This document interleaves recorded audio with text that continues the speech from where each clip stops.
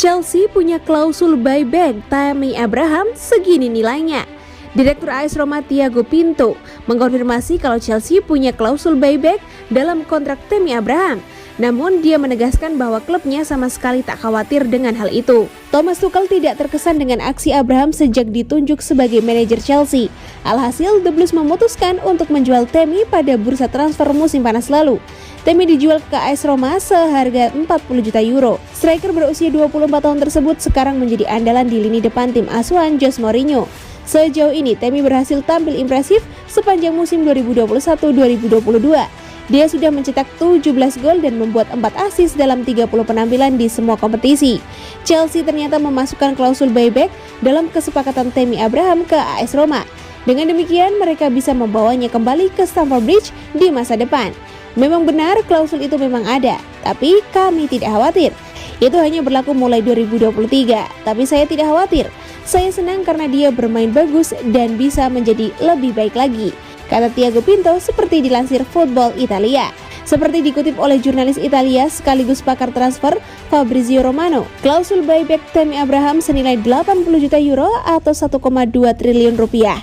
Namun klausul tersebut baru bisa diaktifkan pada Juni 2023.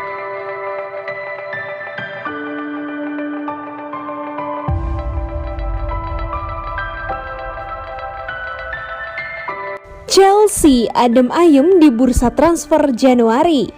Chelsea tidak banyak bergerak di bursa transfer bulan Januari. Tidak ada nama baru yang mendarat di Stamford Bridge di tengah musim ini. Chelsea butuh pemain baru pada bursa transfer musim dingin menyusul cederanya sejumlah pemain. Apalagi The Blues ditunggu jadwal padat di berbagai kompetisi. Cederanya Ben Chilwell jadi kehilangan terbesar Chelsea. Bek kiri berusia 25 tahun itu harus absen sampai akhir musim karena cedera lutut parah. Butuh pelapis di posisi bek kiri, Chelsea sempat berusaha untuk memulangkan Emerson Palmieri dari Lyon. Emerson dipinjamkan ke klub Ligue 1 itu pada musim panas lalu. Namun, upaya Chelsea itu tidak membuahkan hasil. Lyon menolak untuk melepas Emerson lebih cepat dari kesepakatan awal, yakni sampai akhir musim.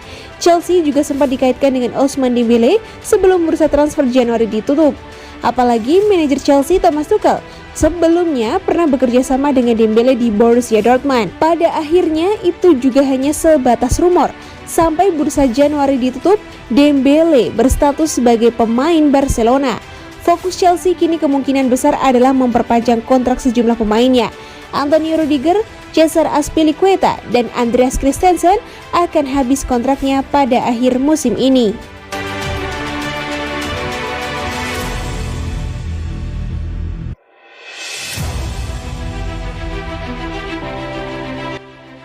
Chelsea punya satu kekhawatiran utama untuk rekrut Erling Haaland. Apa itu? Chelsea masih akan mempertimbangkan langkah transfer untuk Erling Haaland di musim panas. Tapi Dewan Klub punya satu kekhawatiran besar soal penandatanganan striker Borussia Dortmund tersebut. Apakah itu? Erling Haaland membuktikan dirinya sebagai salah satu pemain terbaik di jagat sepak bola selama 3 tahun terakhir dengan mencatatkan jumlah fantastis 80 gol hanya dalam 79 pertandingan bersama Dortmund. Penyerang berusia 21 tahun itu juga tampil produktif untuk timnas Norwegia. Dia menjaringkan 12 gol dalam 15 penampilan di level internasional dan performa gemilang tersebut tak ayal menarik perhatian sejumlah klub-klub elit Eropa. Chelsea, Manchester United, Manchester City, Real Madrid, Bayern Munich, dan Paris Saint-Germain. Klub-klub raksasa tersebut diyakini mengincar Haaland yang diprediksi bakal meninggalkan Signal Iduna Park musim panas nanti.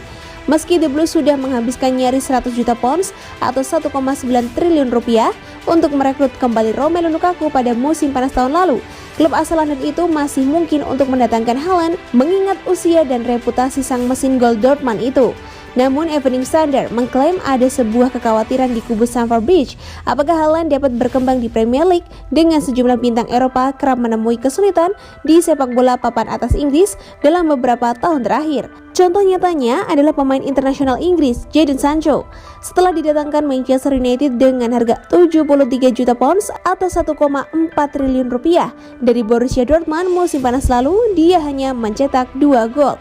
Tak usah jauh-jauh, di Chelsea sendiri juga ada Timo Werner yang gagal tampil sesuai ekspektasi setelah didatangkan sebagai salah satu pencetak gol produktif di RB Leipzig yang akhirnya membuat The Blues membawa Lukaku.